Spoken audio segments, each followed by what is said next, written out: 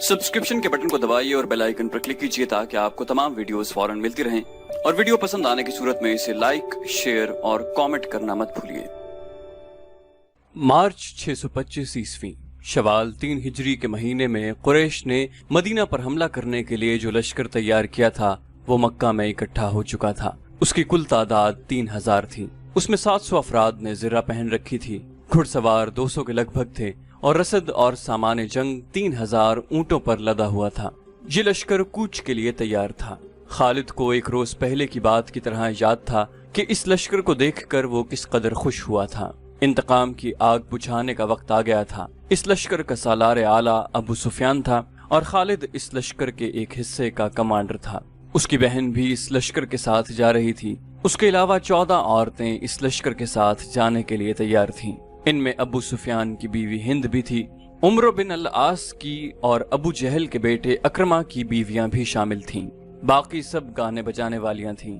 सबकी आवाज में सोज था और उनके साज, दफ और ढोलक थे। इन औरतों का जंग में ये काम था कि जो शीले और जज्बाती गीत गाकर सिपाहियों का हौसला बुलंद रखें और उनकी याद ताज़ा करती रहें जो जंगे बदर में मारे गए थे।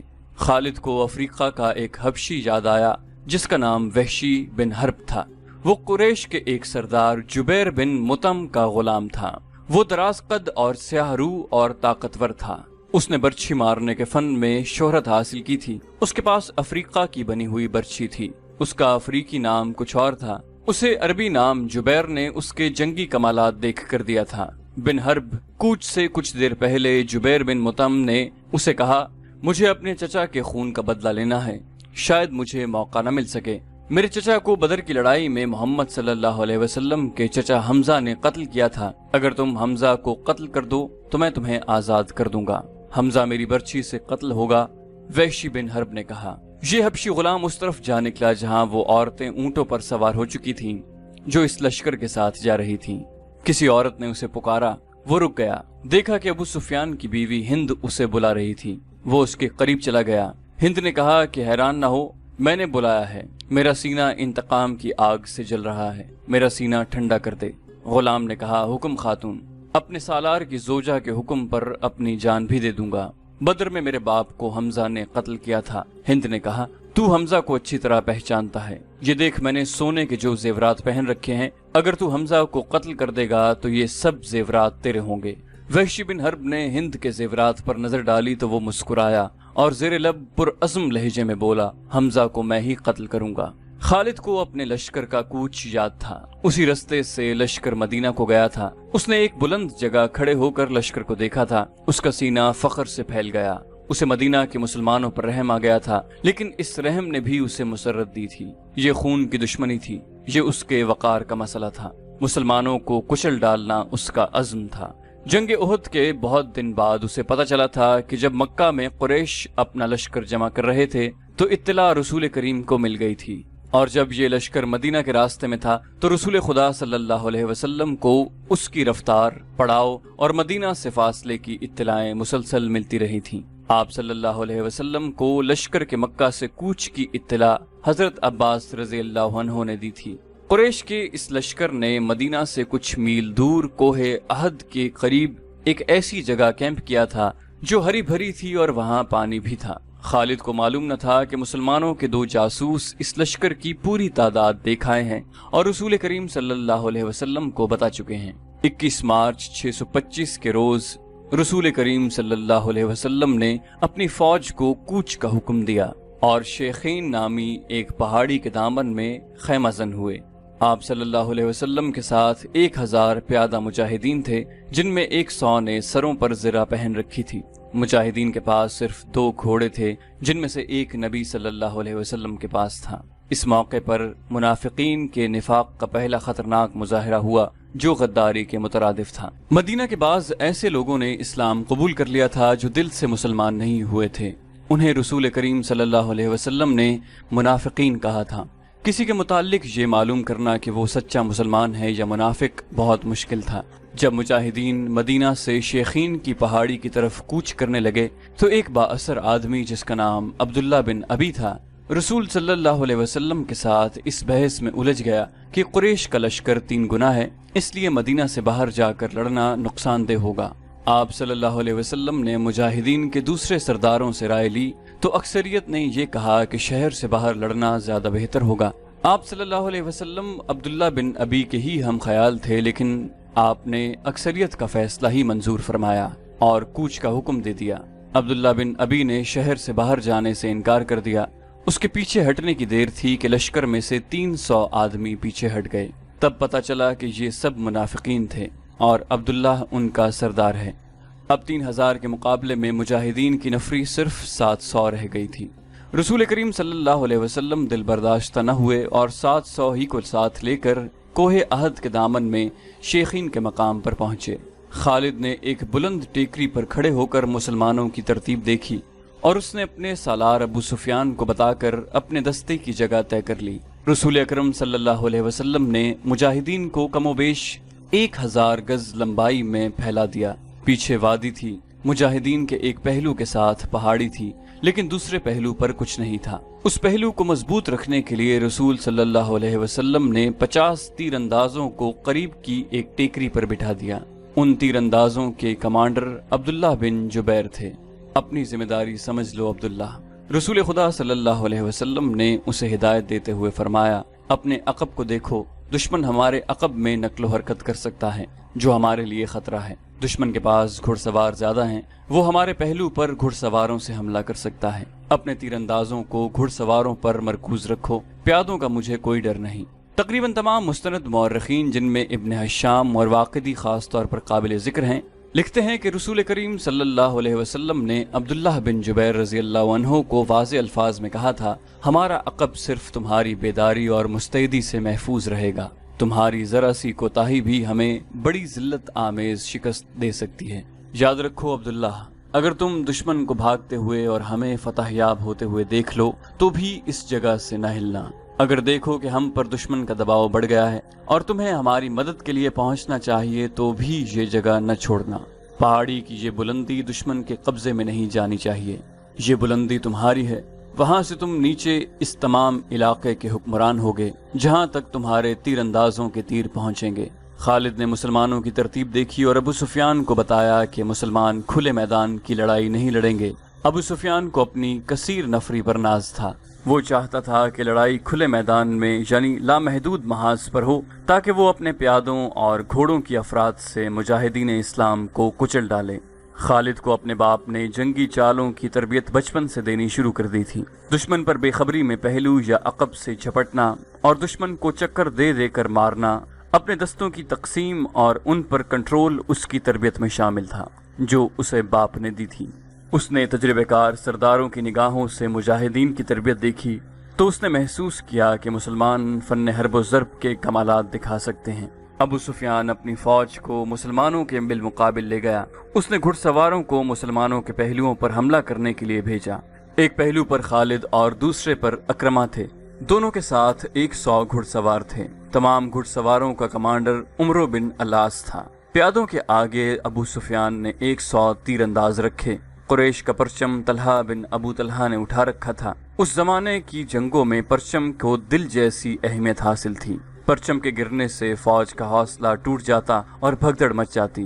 कुरैश ने जंग की इब्तिदा इस तरह की कि उनकी सफ़ों से एक शख्स अबू आमिर फासिक आगे होकर मुजाहिदीन के करीब चला गया। उसके पीछे कुरैश के गुलामों की कुछ तादाद भी थी। अबू आमिर मदीना का रहने वाला था। वो कबीला ओस का सरदार था। जब रसूल करीम सल्लल्लाहु अलैहि वसल्लम मक्का से हिजरत करके मदीना गए थे तो अबू आमिर ने कसम खाई थी कि वो आप सल्लल्लाहु अलैहि वसल्लम को और तमाम मुसलमानों को मदीना से निकाल कर दम लेगा।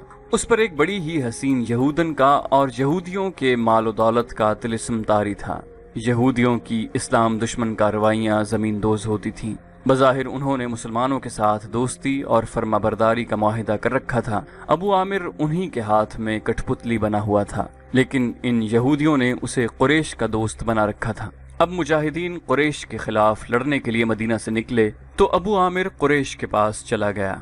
उसके कबीला ओस के बहुत से आदमी रसूल करीम सल्लल्लाहु अलैहि वसल्लम के दस्ते मुबारक पर इस्लाम कबूल कर चुके थे और वो कुरैश के मुकाबले में सफारा थे।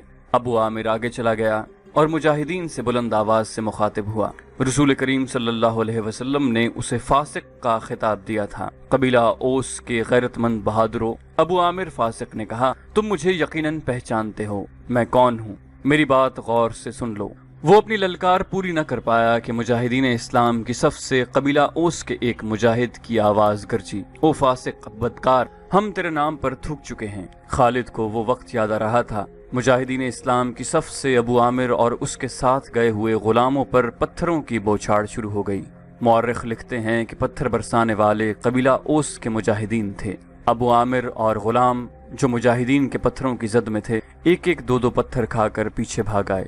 یہودی مدینہ میں بیٹھے لڑائی کی خبروں کا انتظار کر رہے تھے۔ جس یہودن کے طلسم میں ابو عامر گرفتار تھا، وہ اپنی کامیابی کی خبر سننے کے لیے بے تاب تھی۔ اسے ابھی معلوم نہ تھا کہ اس کے حسن و جوانی کے طلسم کو مسلمانوں نے سنگسار کر دیا ہے۔ ابو عامر فاسق کے اس واقعے سے پہلے وہ عورتیں جو قریش کے لشکر کے ساتھ گئی تھیں، لشکر کے درمیان کھڑی ہو کر سریلی آوازوں میں ایسے گیت گا رہی تھیں جن میں بدر میں مارے جانے والے قریش کا ذکر ایسے الفاظ میں، ایسی طرز میں کیا گیا تھا کہ سننے والوں کا خون کھولتا اور رونگٹے کھڑے ہو جاتے۔ ان عورتوں میں سے ایک دو نے جوشیلی تقریر کی صورت میں بھی قریش کا خون گرمایا۔ عورتوں کو پیچھے چلے جانے کا حکم ملا تو ابو سفیان کی بیوی ہند نے ایک گھوڑے پر سوار ہو کر ایک گیت گانا شروع کر دیا۔ اس کی آواز بلند تھی اور اس میں سوز بھی تھا۔ تاریخ لکھنے والوں نے اس گیت کے پورے اشعار قلم بند نہیں کیے۔ انہوں نے لکھا ہے کہ یہ گیت فحش تھا جس میں مرد و عورت کے درپردہ تعلقات کا ذکر تھا۔ اشعار جو تاریخ میں آئے ہیں وہ اس طرح ہیں، ان میں جس عبدالدار کا نام آتا ہے یہ بنو عبدالدار ہے۔ بنو امیہ اسی کی ایک شاخ تھی۔ بنو عبدالدار قریش کا بہت اونچا خاندان تھا۔ عبدالدار کے سپوتوں، ہمارے گھرانوں کے پاسبانوں، ہم رات کی بیٹیاں ہیں، ہم تکیوں کے درمیان حرکت کیا کرتے ہیں، اس حرکت میں لطف اور لذت ہوتی ہے۔ تم دشمن پر چڑھ دوڑے تو ہم تمہیں اپنے سینوں سے لگا لیں گے، تم بھاگ آئے تو ہم تمہارے قریب نہیں آئیں گے۔ اس کے بعد ابو عامر فاسق پر مجاہدین اسلام کی طرف سے سنگباری ہوئی اور اس کے فوراً بعد قریش نے مجاہدین پر تیر پھینکنے شروع کر دیے۔ مجاہدین نے اس کے جواب میں تیر برسائے۔ خالد اپنے پہلو والے مسلمانوں کے پہلو پر حملہ کرنے کے لیے اپنے 100 سواروں کے ساتھ تیزی سے بڑھا۔ اسے معلوم نہ تھا کہ بلندی پر تیر انداز چھپے بیٹھے ہیں۔ اس کے سوار بے دھڑک چلے آ رہے تھے۔ راستہ ذرا تنگ تھا، سواروں کو آگے پیچھے ہونا پڑا۔ خالد سوچ سمجھ کر اپنے سوار دستے کو اس پہلو پر لایا تھا۔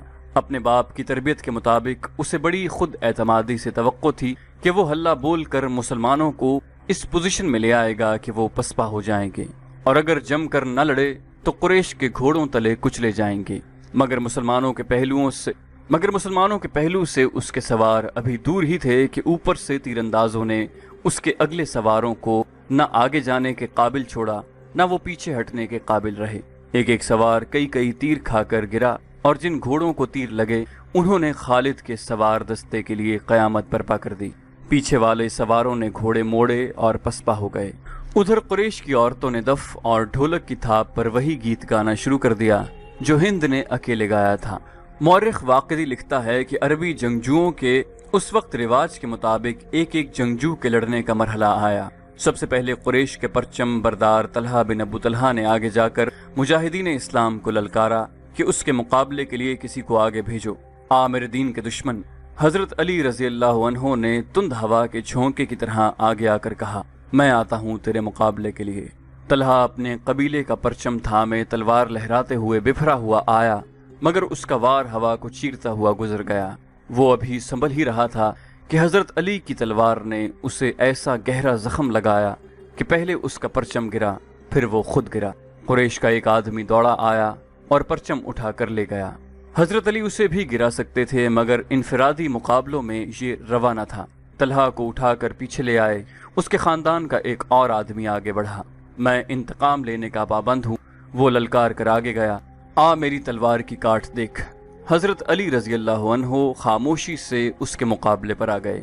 دونوں نے ایک دوسرے کی آنکھوں میں آنکھیں ڈالے، ایک چکر کاٹا، پھر ان کی تلواریں اور ڈھالیں ٹکرائیں، اور اس کے بعد سب نے دیکھا کہ حضرت علی کی تلوار سے خون ٹپک رہا ہے اور ان کا مد مقابل زمین پر پڑا تڑپ رہا تھا۔